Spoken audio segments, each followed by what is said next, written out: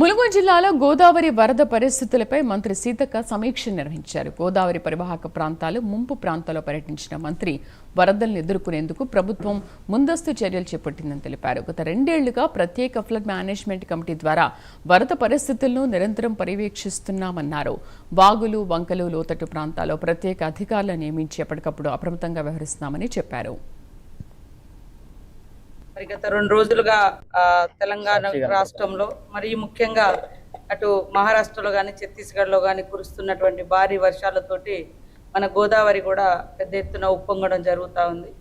ఈ క్రమంలో మన జిల్లా అధికారులు, కలెక్టర్ గారు, ఎస్పీ గారు, ఇరిగేషన్ అధికారులు మరి మిగతా అధికారులందరినీ కూడా అప్రమత్తం చేసుకొని ఎలాంటి ప్రాణ నష్టం కానీ ఎలాంటి ఆస్తి నష్టం కానీ జరగకుండా ఎప్పటికప్పుడు మానిటరింగ్ చేసుకోవడం జరుగుతూ ఉంది.